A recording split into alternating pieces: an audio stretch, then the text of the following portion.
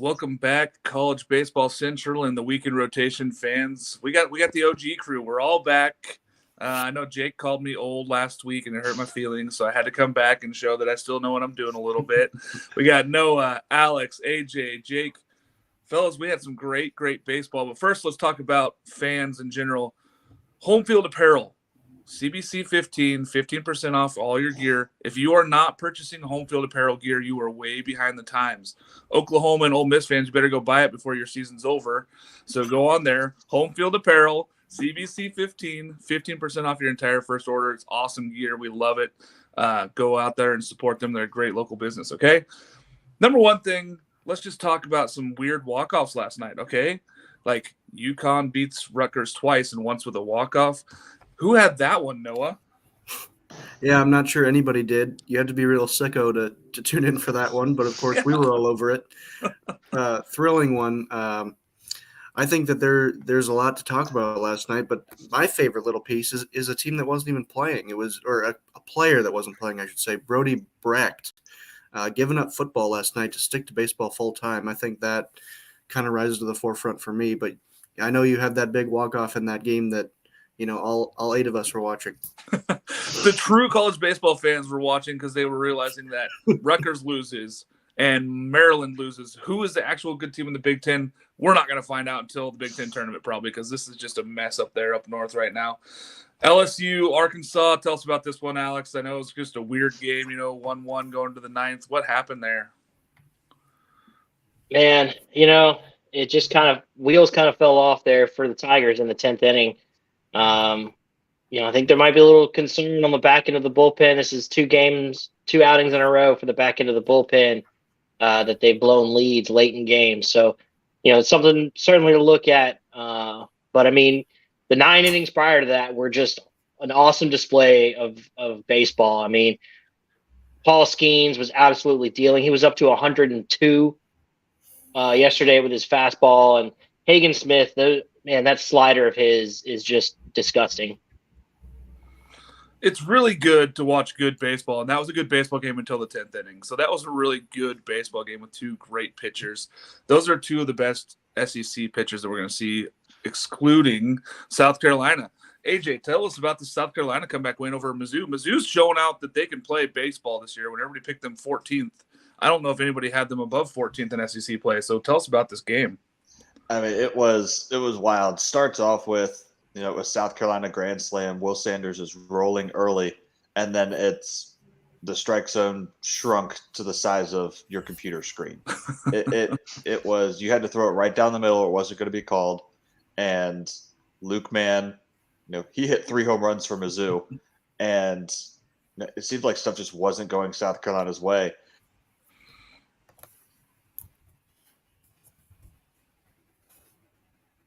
I guess we lost him. Did we lose AJ? Anyway, South Carolina comes back and walks off Mizzou in the 9th. It was great. And then in the bottom of them where one ball leaves the end. There he goes. Are we back? Did we get him back? Technical issues down there for AJ.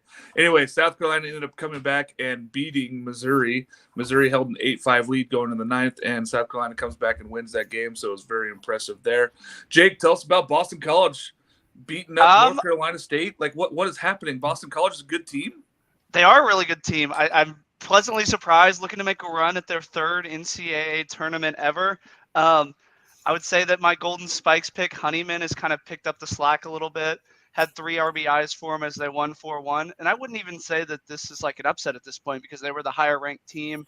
And it's just kind of crazy to see how in the ACC some of these teams kind of rise up. But I think Boston College is going to be for real. And I think that they're going to be a thorn in somebody's side in a regional. Speaking of another ACC game that was actually really good in a walk-off, Virginia walks off Florida State. Noah, tell us a little bit about that one. What does that mean for the world? Well, just another Virginia baseball game. It feels like every time they play, they either win 17-5 or they play this game that goes to extras and it's topsy-turvy and you never know who's going to win. Florida State took the lead in extras, and then Virginia said, you know what, we're going to win the game anyway. So it was a thrilling one with those bats for Virginia that always come through, the Kyle Teals, the Jake Geloffs of the world. They're always going to be there. And Virginia's kind of turning into one of those teams where people sleep on them a little bit too much, and then they attack you. Yeah, I mean, I personally have Virginia way high in my rankings. I know people didn't really appreciate that. Virginia's a very good baseball team. I think that, yeah, pitching is their question, but they've shown that they can compete in the ACC and they can compete across country. I love this Virginia team. I think that having Geloff and Teal is just tremendous amount of power and offense there. Speaking of tremendous power and offense, AJ, now that you're back, tell us about Wake dominating the frauds that are Miami. What is happening to Miami? They are so good some weeks and other weeks they are so bad. I think Miami's just – I think Noah put it really well last night when it was, this is what happens when you see a great team play a good team, and especially a great team's Friday night guy. Rhett Lauder just went and shoved. I don't know if that's an indictment on Miami's offense as much as just highlighting how good Rhett Lauder is. Yeah, I mean, that Wake Forest 11-0, that speaks volumes. That's just enough there. Switching over to another ACC game. Jake, I'm going to let you take this one, the Duke-North Carolina game. What happened to North Carolina? Why does North Carolina seem to keep stumbling in these Friday night games? Yeah, I think that's kind of the million-dollar question for them. I mean, I think North Carolina, they look good losing in their uniforms, but again, pitching late has kind of been the problem for North Carolina all year. And again, it's a rivalry game, but it's a rivalry game that you feel like as a North Carolina fan that we're a step above Duke as a program. And to come out and lose Friday night when you're up, in the game, that really doesn't make you feel good as a fan. And, 4 runs after 7 is never a recipe for success. And I think North Carolina comes out. I noticed that they play a little bit better on Saturdays and Sundays. I think Vance Honeycutt kind of gets the over string out, but I think that he's going to be the key to their season, and going over isn't really going to help them. Yeah, he's got to turn around because really Mac Horvat has been crushing the ball. I don't know if anybody's looked at his stats. That dude's on fire, and he has no support around him right now in that North Carolina offense that we all thought was going to be very potent this year. And they're really not putting up the numbers we thought. And especially on Fridays, they just come out flat. It feels like they're just not ready for this ball. And when they get into ACC play, they got to get a little bit better here. They have not been good on Friday nights so far. Alex, Tennessee beating A&M, pretty standard. I know Jake doesn't like that, but Tennessee looked pretty good on Friday. What do we say about that Tennessee beating them A&M 10-4? Yeah, it was a good bounce back win for them after the disastrous Missouri series for them last week. And, they kind of reestablished who they were, although Chase Dollander did struggle a little bit to start that game. So that, he hasn't quite been himself this season. I don't know what's going on there, but the bats came alive for them, which is, I know they've been dying to see up there in Knoxville. And they still have a good pitching staff. So, I mean, it's going to be tough for A&M to win one of these next 2 games. Yeah, I'm just really surprised by this Tennessee pitching staff. They're not as dominant as we thought that they would be all year, and they really haven't shown that dog in them yet. But maybe this gets them going. Maybe this battle against A&M really pushes them to that next level where Tennessee turns into the team we all think that they should be and could be. I hope that they get up there because I want to see this. They have 3 major league arms Friday, Saturday, Sunday, and they're really not showing it yet. So I think everybody expects more from Tennessee, and maybe they just put too much pressure on themselves this year. And Tony V's having a hard time up there getting wins reliably, but we'll see what happens up there. Noah, Texas, why are they beating Tech? How is this happening? What is going on in the Big 12? I know we'll talk about it more later, but come on, Texas beating Tech 6-2? Well, it's not unusual. You can talk about their strength of schedule, but Texas has won 12 games in a row now. Texas, say it with me, Jake, is back. They might be playing some high school teams, but they were on fire. They had momentum. They're starting to click a little bit. Nobody ever doubts the talent that Texas has. It's starting to shine a little bit. Porter Brown has been a great player for the Longhorns. He went yak last night to kind of give him the lead and then get him in a position to pull away. It's a hard place to play, especially on a Friday night. That place just looks so cool. I bet it's brutal on like a Saturday at 1 o'clock, but a Friday night, this is going to be one of the premier places in the country to play. Packed house. They've got a good basketball team that they probably should have been watching last night, but they didn't care. Texas is a baseball school. Texas, as much as we hate to say it on the show, they feel like they're starting to work their way back. They're rolling. They're back where setting they up for the regional host. I know. I just really hate it. AJ, tell me about that Georgia game. Tell me about that game. What? You could probably just say what. Specifically the game on Thursday. How do you blow that lead? How do you? And it's it's not the first time that they had the lead Friday last weekend, Friday last weekend against South Carolina. I guess that was Saturday. First game Saturday. Yeah, they blew a great start by Jaden Woods, and it's interesting to me how this team with such a prolific offense coming in, and one of the best hitting freshmen in the country in Charlie Condon, their pitching staff's really letting them down. They're giving up games late, and it's this was a Georgia team that was building momentum in SEC play, and now they might be staring 0-6 in the face. It's really surprising to me with how much offense that Georgia team has that they cannot seem to find outs. They just can't get out of games. They can't close them out. They can't finish games out. We'll keep an eye on that, but Georgia has got to play better or they're going to find themselves at the bottom of the SEC and out of the tournament again. Jake, Louisville losing to Notre Dame. Come on.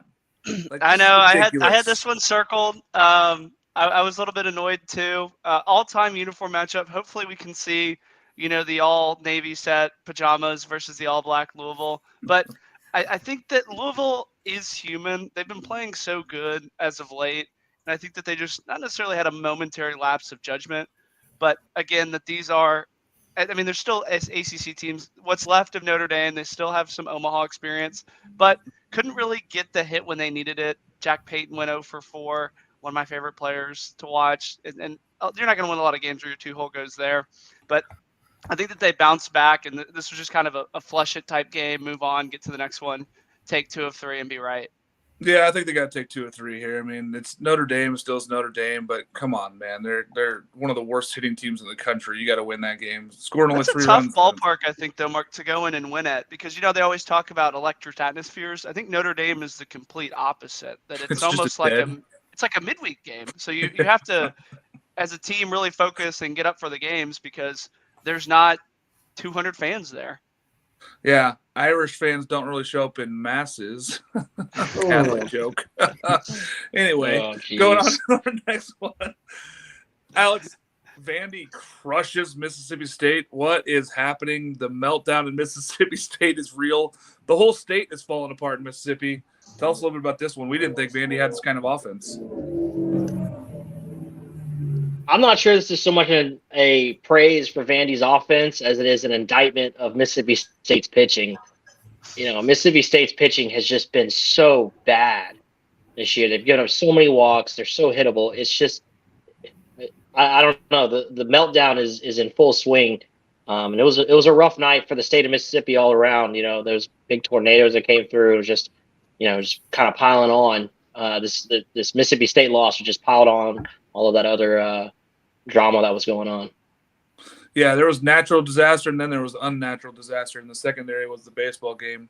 It was really sad to see what's happening to Mississippi State. I mean, I know we'll talk about this later, but I'd like to hear your points on if Lamonis's seat's getting a little warm down there. Noah, Kansas State beating Oklahoma, and people are crying that Oklahoma should be a top 25 team. Oklahoma fans need to probably just sit back and be quiet for a little bit after losing midweek also. I think Oklahoma's a team that you have to be afraid of just a little bit, Mark. I know you're pushing them off, but I had them ranked. I had them as a top 25 team. I also usually rank 26 teams every week, so that may have had something to do with it. But I think Oklahoma's got some nice pieces. They have a little bit of that championship hangover, but they've earned it. They've earned that ego on their fan base, and you're seeing it, Mark. You're getting the brunt end.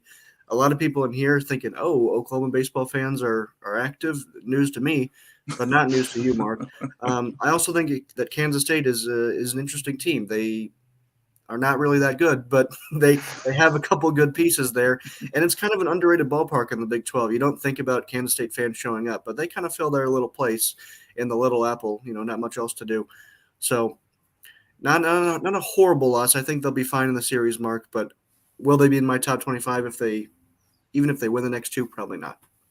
No, I mean that they're expected to win that series. They were expected to sweep that series. They go down there and lose. I mean, that's a transitive loss to Baylor. That's horrible.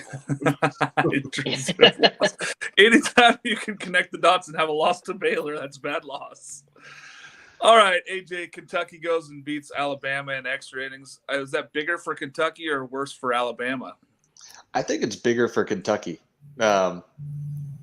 Kentucky, and also how they do it on a pass ball. that hits the umpire's foot and ricochets, and the pitcher's trying to field it. He slips and just no play at the plate. I thought it was hysterical.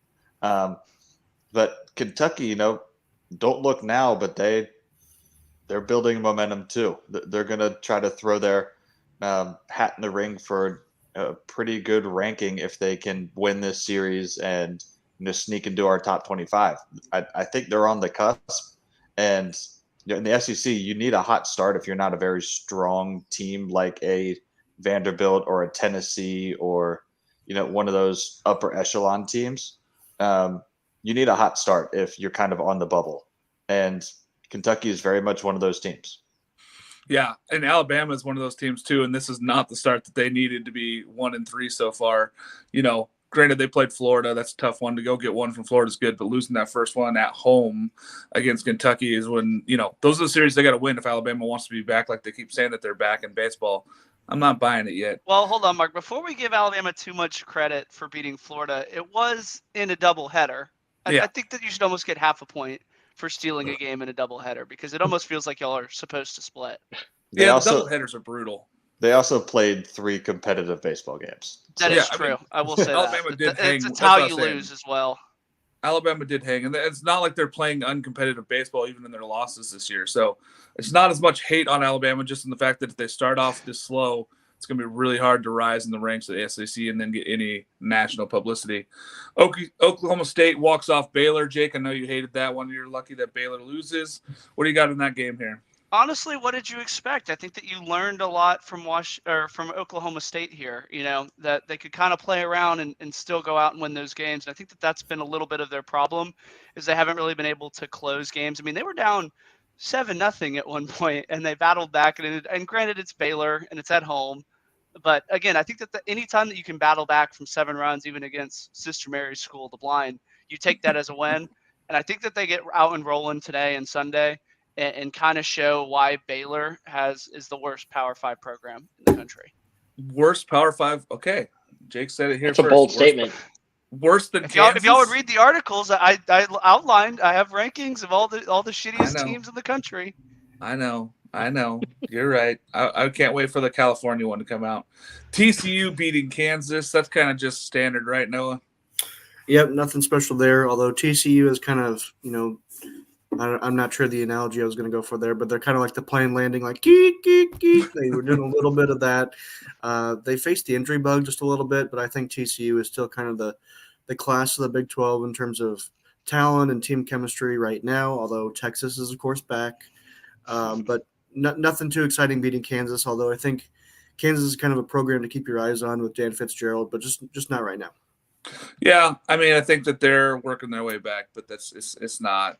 They're not there right now. And losing Maui Ahuna to Tennessee was a tough blow because that would have been a huge help for that Kansas ball club. Alex, moving out west here a little bit. Grand Canyon smokes Sam Houston. What does this say more for Grand Canyon being actually a top 25 team? I mean, a lot of people are losing sight of that, and Jacob Wilson's just down there crushing the ball. Yeah, I mean, I've had Grand Canyon in, the back half of my top 25 between, like 20 and 22 for several weeks now. And they are a really, really fun ball club to watch. Jacob Wilson is going to be a top 15 draft pick in this summer's draft. And he's just a ton of fun to watch. And that's just a really good baseball team. And they're making, they're going to make a bid for a regional host. I don't know if they'll get it, but they're going to try their hardest for sure. Yeah, new head coach too. Their head coach is Stegowitz went to USC, who's also playing very good baseball.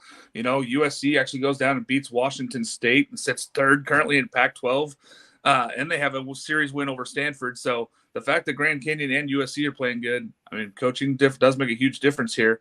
But let's talk about Texas State, AJ. What happened? I know you and I have both had them ranked. What happened? I mean, and it's in a ballpark that is famous for if you hit a fly ball, it's gone. And it seemed like God turned the wind off when Texas State was hitting and turned the wind back on for Coastal Carolina. I mean, 19-0. And it wasn't one of those things that got out of hand late. It was out of hand early. And it was just pure domination by the Chanticleers. Yeah, it really was. I expect Texas State to bounce back a little bit today, obviously. 19-0 is just something you don't ever want to see on the scoreboard. But at that point, you're pretty much flushed and you can't even get upset because it's done. That game's over. Got to get past it. Got to get through it. So, Jake, I know you love the UCLA beating Washington. What does that mean for them? I know they're sitting number 1 in the Pac-12 again. Honestly, I don't think it really means that much. I think that some people had Washington maybe as a dark horse out of the Pac-12, kind of around that mid-range. But I think that UCLA kind of showed out why they're the team that everybody should fear in the Pac-12. And I think this is one of those series to where I wouldn't say it's a prove-it series, but this is one that it could very easily get away from them. And I think that I really want to commend UCLA for coming out, handling business against a team that actually has the talent to beat them. Yeah, I mean that's a good win. It was pitching and defense, and just how UCLA likes to win ball games out there. Pitching and defense also. Oregon State beats Cal. That was a good win for Oregon State to get back on the horse, being 5-3, beating Cal 5-3. They had to win that game, otherwise they'd be in last place in the Pac-12. So it was big for them. No, I'm going to end this last one. You get the last one. Obviously, you know that it's Arizona State toppling Arizona. Is that like a little brother, big brother matchup, or are those just two sibling rivalry just equal there? I think it's getting a little bit more equal. Arizona State rising up, Arizona kind of trending down ever since they lost Jay Johnson. Great one. Love to see Arizona State. Everybody knows that I want that program to be great. They've kind of been a little bit, the definition of a struggling ball club this year. They've had some highs, had some lows. Good win for them. I wanted to be competitive in the Pac-12 so badly. Really excited to watch this program the rest of the season. Yeah, the Pac-12 is exciting. West Coast baseball, we saved it last year, Noah, but it's back now. It's officially fully back. We love our West Coast baseball. Alex, who did something cool? It's got to be Hunter Holland, right? I mean, he just went out there and had the game of his life and just shoved against a really potent LSU lineup, team that was leading the country in runs per game. And, Hunter Holland just completely shut them down. Okay. Jake, who did something cool? I think the obvious one is going to be RJ Schreck with 8 RBIs out of Vandy. The Duke transfer has just been tearing the absolute cover off of the ball lately. And every time I've seen him, I've been really impressed with his approach at the plate. And he seems to kind of spray it all over the field. But anytime you get 8 RBIs, regardless of who you're playing, that's a very, very special moment. That's a great day. That's a great day. Noah, who did something cool? Well, typical Jake, he was in the right place, right time, right team, but he didn't even pick the guy with the most RBIs. It was Parker Noland with 11 RBIs. So I was setting you up. It was the alley-oop. That's the team record. So I think Parker Noland take it. It was kind of a revenge game for him after I know that I give him a lot of trash for bunting to end the 2021 National Championship Series. So he showed that he can score 11 runs and win a game. So where was that? And not with a bunt. It felt a little revenge toury, right? Like 7 innings beating them up 26-3. It's like, ooh, that felt a little personal. AJ, who did something cool? Yeah, I know I mentioned him earlier, but Luke Band for Missouri hitting 3 bombs, and none of them were cheapies. I think only one landed within the stadium. It's just he was seeing the ball yesterday, and they even tried to pitch him away and give him a free base and shift, and he just poked a single to left field. I mean, the guy just rakes. You don't often see power hitting third base or batting leadoff, but he's doing it for Mizzou, and that's why. The ball he hit over the right field foul pole, where it was like, is that fair or foul? And nobody says anything, and he just runs the bases. I was like, oh boy, that ball is obliterated. Even the umpires are like, I don't. It went way out of here. We're just going to give it to him. That we announcer, don't even know if that was fair or foul. I mean, it wasn't close to being foul. The announcing job last night was horrible, and you couldn't see the ball. It was so high, and it was in the dark. You're like, that ball's gone. And they're like, where is it fair or foul? Nobody's saying anything. I'm like, it's clearly fair if the umpires aren't even. You don't have to say anything. Yeah, the umpires weren't even making a big deal about it. He's just jogging around the bases. But I think it one-hopped the warehouse across the street. Jeez. Something cool is just Jacob Wilson. That's my answer. I love him at Grand Canyon. I think that this Grand Canyon team is very exciting.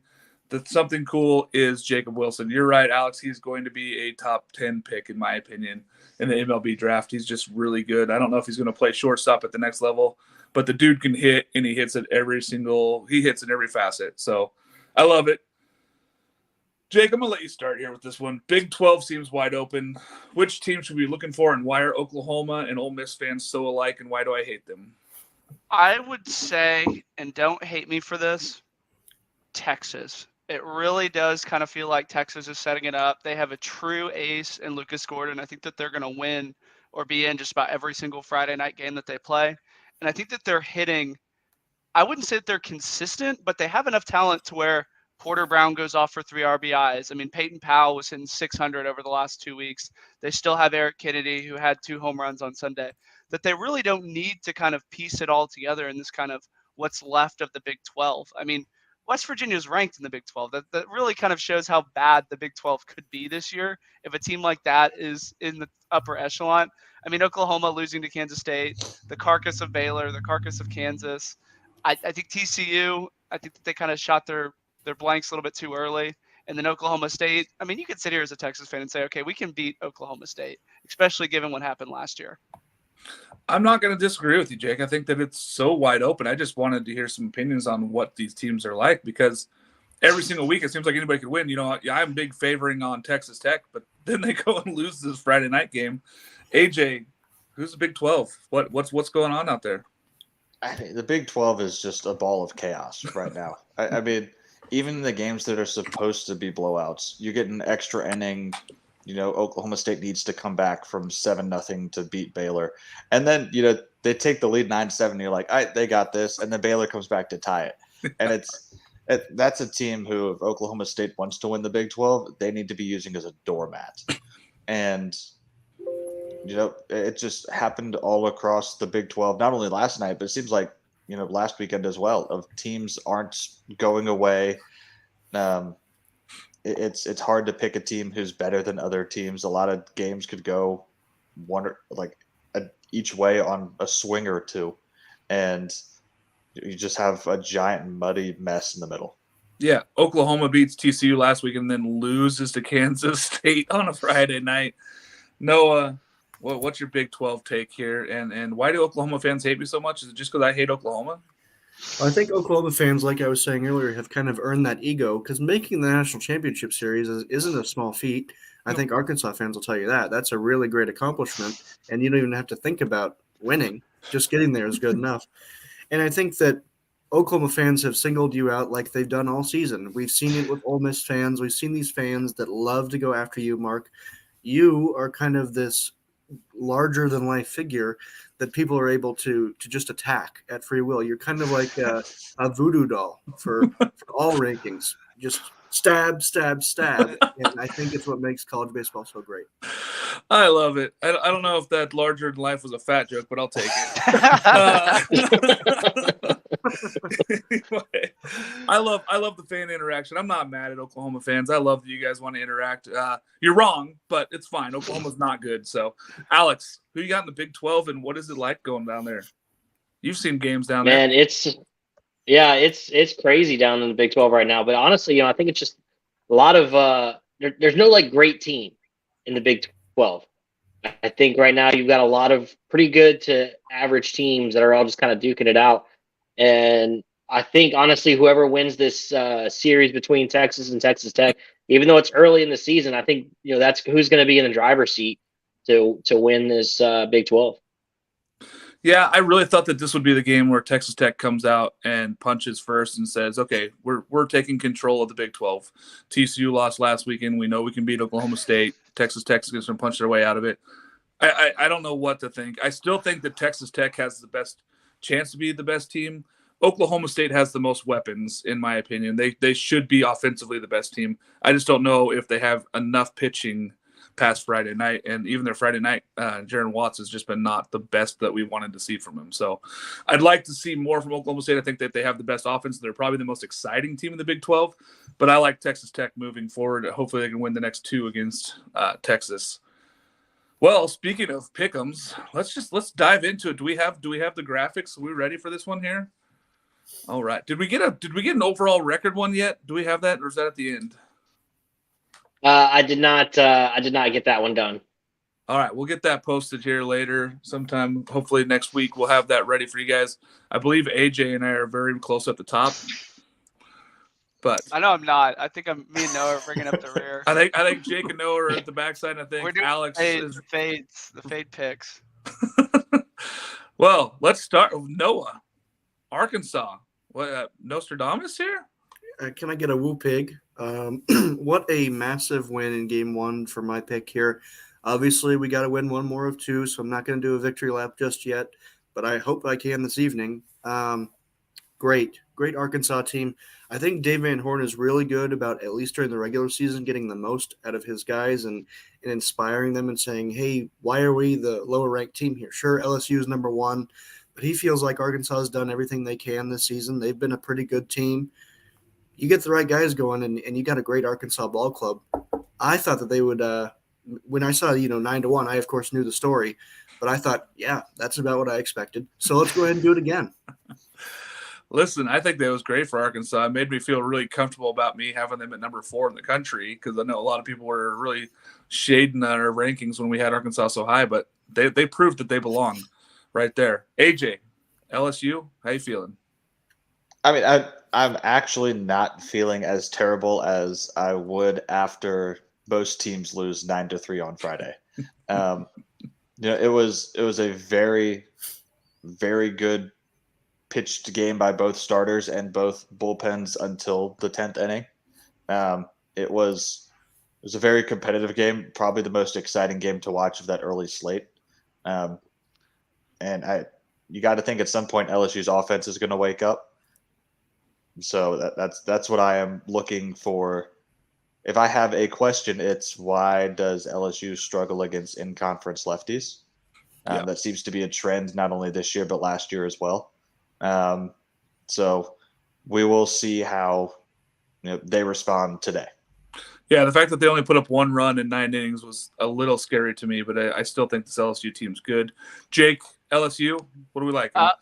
I was really more worried about, I think, Arkansas's pitching staff, and I think they're kind of starters. That was what really worried me. But the other thing, too, is that we can kind of talk about is Christian Little with LSU. I know you can sit here that he had a bad outing against A&M on Sunday, and Jay kind of pointed to rushing him back out there. But, again, he had 5 days of rest to come out and then really not get an out or be competitive. I think that LSU, if they come back in the next 2 games, they're going to have to start hitting left-handed pitching. And it seems to be a generational thing. It's the new guys that are really struggling too as well. I mean, I think if you remove Dylan Cruz, they're hitting around 220. Tommy White really hasn't been very good against lefty pitching. The Bear hasn't been really good against lefty pitching. I think he's hitting under 100 from what Slosh was telling us in the pressers. So again, I think that's going to be the formula to beat LSU is not even tremendous left-handed pitching, just above average lefty pitching that pounds the zone. We'll call it SEC lefty pitching, because really all the lefties in the SEC are pretty good. You say that, but A&M strolled out some subpar lefties. Oh, I forget A&M's even in the SEC, Jake. Alex, LSU, are we worried? Are we okay? I know you got your Go Tiger shirt on. I mean, we got a doubleheader today, so I think LSU has more pitching depth than Arkansas, and Arkansas threw their two best arms that they have available yesterday. So they went all in to win game 1, and it worked out perfectly for them. Good on Dave Van Horn for coming up with that plan to start Holland and then bringing Hagen Smith right behind him. But I think the pitching depth is really what's going to show out over this 2 games today. The left-handed pitching thing is certainly a concern. I mean, Jay Johnson addressed it after last weekend and said, look, going into the game yesterday, LSU was batting over 300 against left-handed pitching on the season. So it didn't seem like there was a concern, but I mean, you look a little deeper and, Dylan Cruz is hitting like 370 off lefties and he's hitting like 600 off of righties, But some of the other guys, that Jake mentioned, Bear Jones and Tommy White are definitely struggling against lefties. Yeah, for me the concerning part is the splits, because they hit pretty good against lefties. It's not that bad, but it's the splits versus righties. They're so much better. It's not even close. I'm worried about this one here, having LSU, because it's hard to win a doubleheader. It's just hard to win 2 games in one day against the same team. I'm hoping that LSU can pull this one off and get those 2 wins so Noah gets another loss. But, it's really hard to win 2 games in one day. But we'll see what happens today. You going to the game, Alex? Yeah, I'll be there. Perfect. Next one here we had Texas A&M versus Tennessee. Boy, I don't think anybody had any faith. Jake, not even you. No faith in A&M. Not even you, Jake. That too. Bruce. Now, I'll go ahead and kick us off. I mean, Schloss has hinted at it all season, and last weekend he flat out said it in the presser that they can't hit elite fast pitching. A lot of their freshmen have never experienced that, and they really don't have a lot of guys that can do that. And Tennessee's like, oh yeah, we have 3 major league arms that you'll see Friday, Saturday, Sunday. I thought that this was a very, very tough matchup for A&M, and I think the only thing that really kind of made me think A&M would hang around is that if they draw a lot of walks, but as we kind of showed last night, getting 3 hits is not going to win you any games in the SEC. Yeah, that's not going to help at all. AJ, I think this was kind of an easy pick. What do you think about this Tennessee one? Yeah, just to, kind of paraphrase what Jake said, I think this was just a mismatch. I think you have a dominant pitching staff for Tennessee and an offense for A&M that leaves a lot to be desired. And that's just kind of where I was like, okay, this to me is a question of, is A&M going to find a way to steal one on the road? And I still think that answer is no. I think Tennessee is going to play angry, and I think we saw that last night. Yeah, I mean, I think that we had during the SEC preview show when we talked about A&M's first 3 series, they might be 2-7 to start the year in SEC play, and this one might be a sweep. Alex, what do you like in this series here with Tennessee and A&M? Yeah, I mean, you saw the Tennessee bats wake up, yesterday against Detmer, and I think you're just going to see more of that. Although I'm curious to see how Lampkin does on Sunday against this Tennessee lineup that should be really potent, but hasn't been for most of this season. But I don't see. I mean, maybe they can scratch a win, but I don't see this going well for the Aggies. Yeah, Noah, pretty easy pick here, or did you have any distress in this one? Yeah, it was pretty easy. A&M, kind of like I was saying earlier, with the airplane landing, skeet, skeet, skeet, something with the state of Texas. And there's something special about the University of Tennessee when you are the only sport left. Obviously, the basketball team just lost. The fans now are all bought in on baseball. You can say how new they are or whatever, but it was a pretty good crowd there on Friday, and I look forward to that continuing this weekend. Yeah, I will say that I think that Tennessee is trying to find their footing again, and it starts with offense. I'm really still concerned with the offense here, but we'll get into that a little bit later. So I took Tennessee, though. I just thought that they're just better right now with the arms against this A&M roster. What's the next one here? South Carolina and Missouri. Alex, I'll let you start with that one because you thought you sold game 1. Yeah, no, I was feeling really good until the end of that night, the end of that game last night. But even so, I think Mizzou is just a team that everybody's overlooking right now. Everybody, I mean, myself included, had them picked in the bottom of the SEC, and man, they have looked so good. Luke Mann is for lack of a better term, man among boys on that Mizzou roster, and it's they're just a really fun team to watch. They've got really solid pitching. They've got their offense is clicking, and I thought they might be able to sneak one out from the other Columbia. I just believe that this Mizzou team is battling more than people thought that they would this year, and they've really shown it from game 1. I'm really excited to see this game 2 here, but I think the South Carolina just got a little bit too much. Noah, South Carolina here? Yep, had to pick them. I think I'm going to pick the Cox in just about every series until they show me something where I have a reason to not believe in them. They've really risen to the occasion. We've had them ranked pretty much ahead of everybody in the country the whole season. Other programs, D1, those folks of the world, they're starting to catch up to us. But we love the Cox here. I think it's safe to say that, we love Cock, and that is, something that all the families will love to just hear. I love South Carolina baseball this year, and I know that AJ does as well. I know that he was in the box last night. Crazy game. I'll admit I turned it off in the 8th inning, and then all of a sudden I see AJ freaking out on Twitter, and I think, oh, I made a mistake. But I'm glad I did because I'll take credit for the win. I was shopping because my couch didn't get delivered yesterday because of a blizzard. And so I had to go buy a little futon at Walmart, and I'm watching the game on my phone, freaking out in Walmart. And people are like, what is this guy doing? I'm like, I'm watching Missouri and South Carolina baseball. Back off. Mark, hold on. You don't have to lie. We know you already owned a futon before. It never made the trip. It was in the dump, so now I had to go buy another one. just to have a couch in the living room until my new one gets delivered in 4 more weeks. Jake, South Carolina here?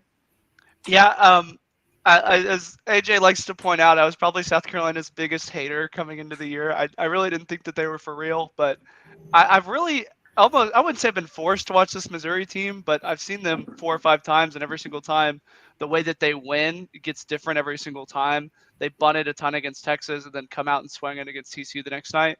But I think that this is kind of the series that we see South Carolina take over the East. I think that the schedule is kind of setting up for them, the way that their pitching is, and especially with the timely hitting. I think that you're going to talk about South Carolina being a host, winning the SEC at East. I think that LSU kind of still comes back there, but I think that they come out and win the next 2 games as well. I think that they sweep Missouri, and this is a really talented Missouri team. Florida and South Carolina will be a battle there for the East, in my opinion. But AJ, South Carolina here, pretty easy pick for you, right? I mean, I wouldn't say easy pick because, it's hard to pick against a team that swept Tennessee the week before. But it's a team where I think, the top line is pretty equal. But then when you get into the depth of the team, both pitching staff and roster-wise, South Carolina is just deeper than Missouri is. Missouri's up and coming. But they threw really their 2 bullpen arms last night, and they don't really have much proven in the bullpen beyond them. So they burned those guys. Their number 1 starter, Chandler Murphy, he left last game due to injury. He had pulled himself off the mound. Hope that's not too serious. But there are questions as to who's going to be starting for them Saturday and Sunday. South Carolina doesn't have those questions. They're leading the nation in home runs. Last year, they had 58 home runs in 56 games. This year, they have 58 home runs in 22 games. So it's absolutely absurd what South Carolina can do offensively. And it's not just the long ball. They can, string together a rally, draw out at bats, infield singles, walks, hit by pitches, flares. They're not just relying on the long ball like South Carolina teams in the past. It feels like 2000 South Carolina all over again, though, way back when they would bang the ball around the yard a little bit here. I like the South Carolina team. I know I didn't start off hot on them early this season, but they've really proven me wrong in that pitching. The depth is what you're talking about, AJ, and it's just all over the field. They're good. Moving forward, Miami and Wake. AJ, you took Miami here. I'll let you start since that one stings a little bit right now. 11-0 loss first game. Yeah, this was just kind of a shot in the dark of I felt like we were going to have a couple unanimous picks across the board. Alex surprised me with the Mizzou pick. It's not that I don't like this Wake team. I very much like this Wake team. I just think that this Miami team, has a history of struggling out of conference, and then when ACC play kicks on, they surprise you a little bit. And I thought this would be a series where they would surprise us a little bit. This was more of a gamble than any of my other picks. But if they lose, so be it. Wake's a very good team. They just need to score more than 0 runs to actually have a chance to win. Yeah. And Miami, people forget they would have won the conference last year if Notre Dame actually hadn't cowardly not played Virginia Tech and let Virginia Tech walk away with 1 win there because of a little snow in South Bend. Noah, what you got Wake Forest in this one? How you feeling after game 1? Yeah, I think Wake is the most exciting team to watch in the country. When you have Rhett Lauder on the mound, the guy looks like Jacob deGrom before he cut his hair and looks like Jacob deGrom after he cut his hair in terms of pitching. And then you have the best offense in the country, at least from a watch perspective, Brock Wilkin and Nick Kurtz. Really, really great team. And like AJ said about my brilliance, it's what happens when you see a great team take on a good team, and the great team won 11-0. So. Yep. Alex, take. Yeah, I mean, this Wake Forest team is just so good. I mean, if you look at they've got 2 pitchers that are in the top 5 or top 10 in strikeouts in the country, and neither one of them is Rhett Lauder.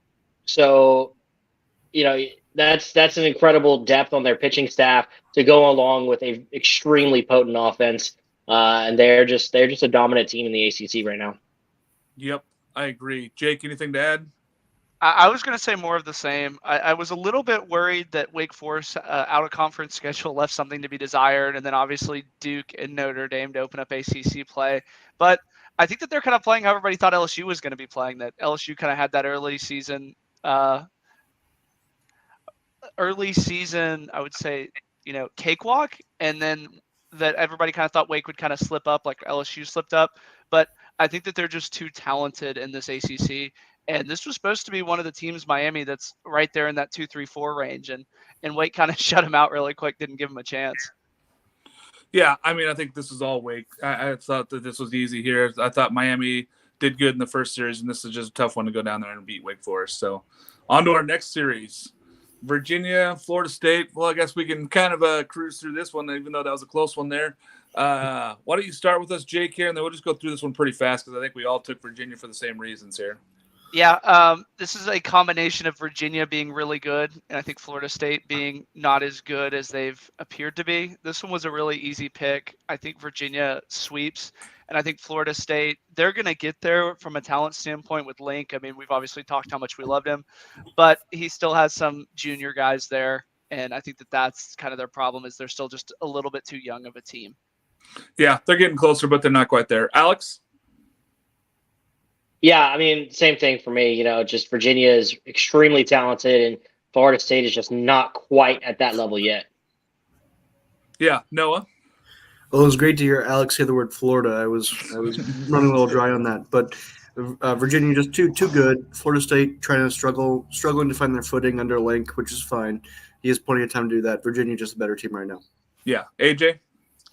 I mean, all you need to know is Virginia lost their Friday guy to injury in the first inning, and then they had a guy who had never thrown a conference inning before come in and hold his own for the next, I think it was 4 2/3. 4 2/3. Yeah.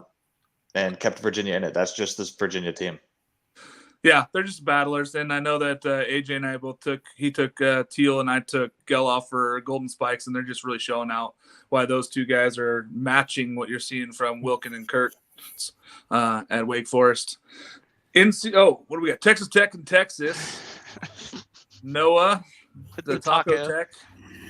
I hope that there are some Big 12 fans watching because Taco Tech is a very common expression, at least among us central of the country-ites.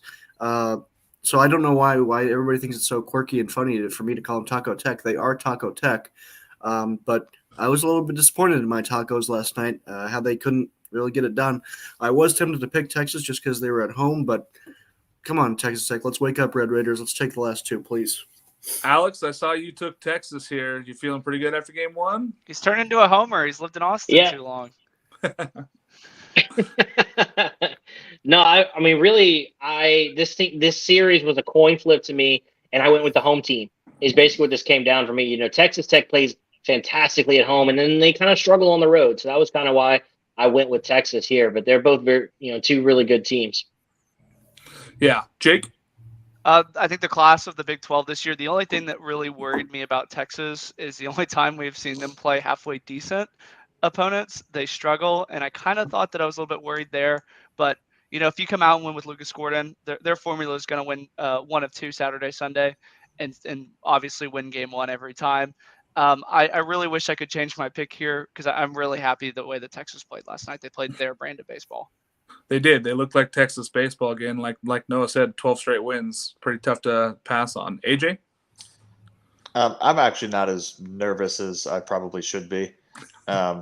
I think a lot of stuff needs to go right for Texas to beat a team like Texas Tech, and I think a lot of stuff did go right last night. But it's hard to keep that Red Raiders offense down, and that's hard, I think, for Texas to be as clutch as they were last night consistently. Yeah, I'm with you. I think Texas Tech beats the doors off of Texas today, so that's where I'm at. Next one, Boston College and North Carolina State. I know that myself took North Carolina State. AJ, North Carolina State, what happened last night? I don't know. Yeah, they couldn't score. Yeah, it feels like, they desperately miss whoever their third baseman was last year who transferred to LSU and just throw it away, Tommy. guy. But But yeah, it's this NC State team is you put them on the field against itself, and it could either be a very competitive game or it can blow its own team out. It's you never know which team you're going to get, and my thought coming into this was Boston College was probably riding a little too high, a little too hyped, and I was picking against the team getting all that hype. But Boston College kept it rolling last night. Yeah, I just don't love Boston College. That's why I took NC State. I thought that they're a better team, but they would prove me wrong again.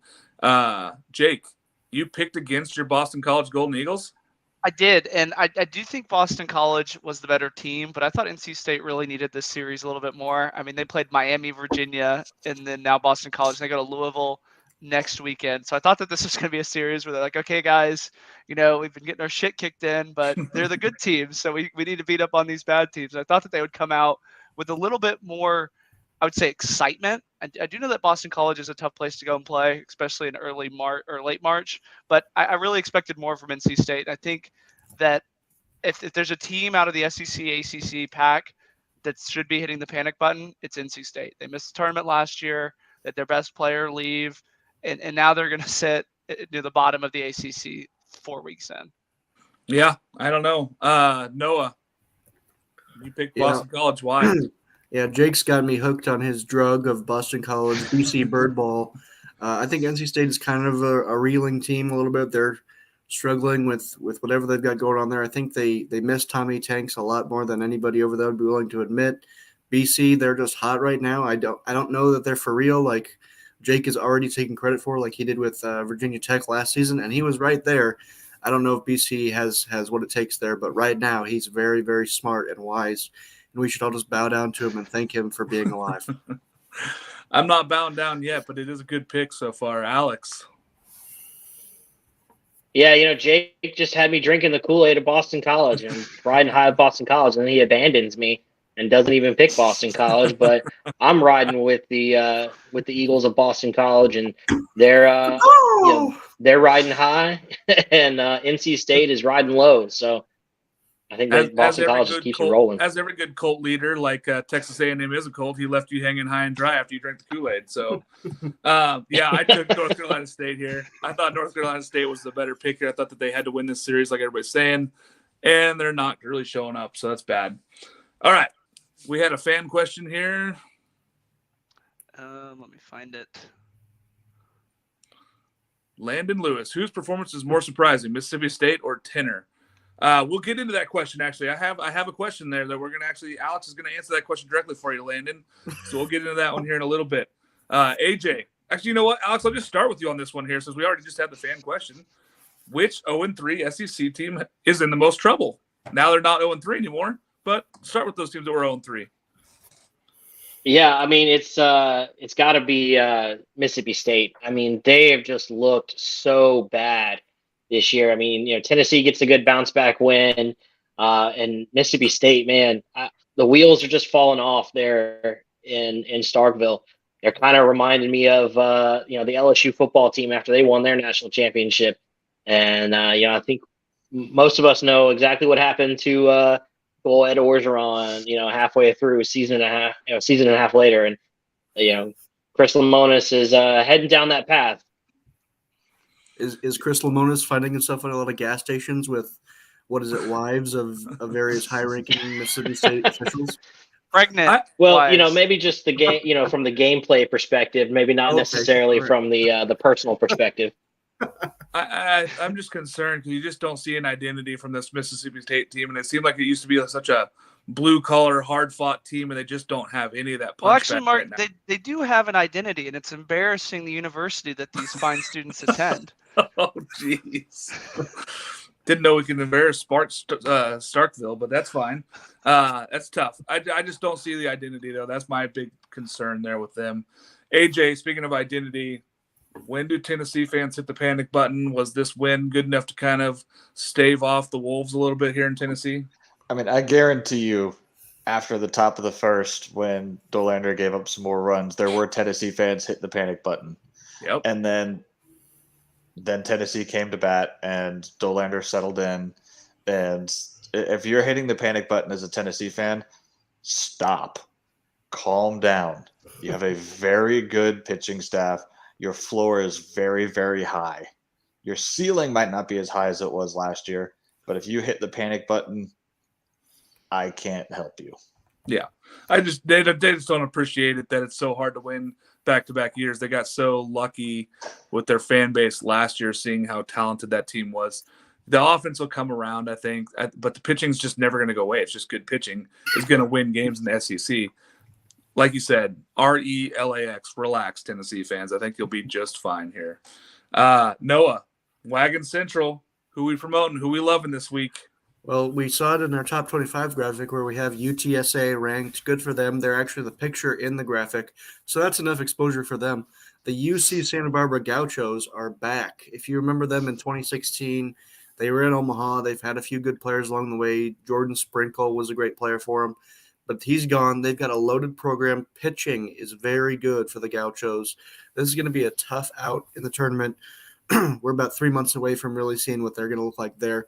But they're on the cusp of the top 25 right now. And if they keep winning, which they've won, I believe, 11 or 12 in a row, 11 in a row, going for 12 today, they're going to be a ranked team, at least in my eyes, next week or on Monday.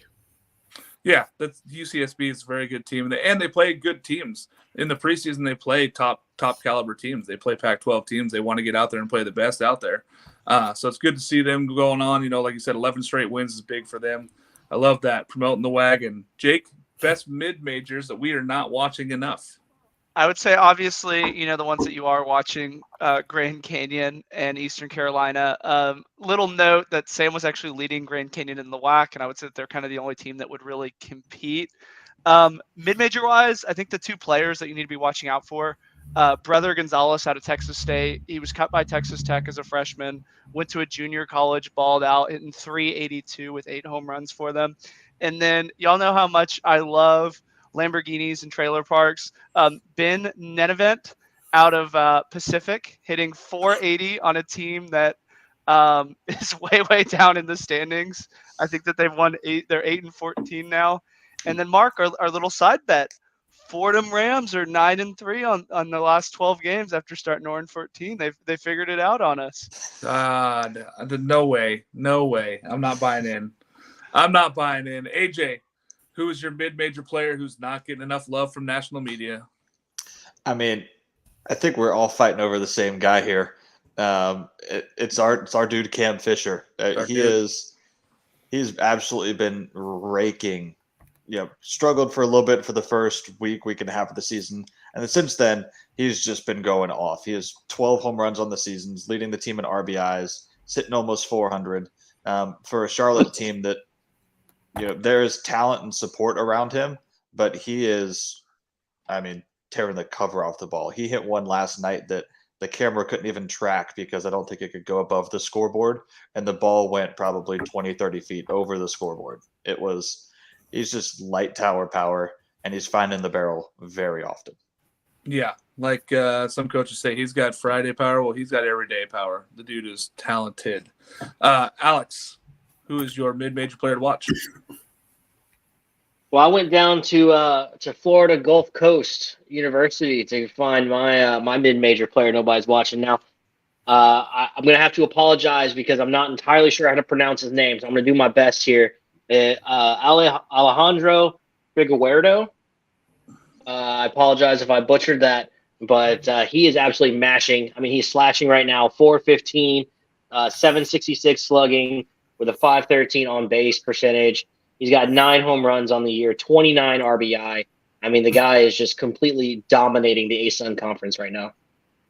Yep, I love it. Noah. And you really wait, hold on. I want to call out the North Alabama fan base before we go on. When you say nobody is watching them, they had 55 people at their game last night to watch Florida Gulf Coast play. That is an absurdly low number. That's pretty low. Noah? Well, I'm going to go with the hometown guy out of Omaha. The University of Nebraska Omaha has a fantastic player named Mike Bovey. He's been producing for 2 years now, and he's finally in his year where he's draft eligible. He's hitting .477. He missed a few games. He's got 10 RBIs, 21 hits on the year. The problem is that, like Jake says with Honeyman, what is he, the Lamborghini in the trailer park or whatever car you want to throw out there? The He's Bugatti. really the only guy that's able to produce for him. So it's exactly like what that is.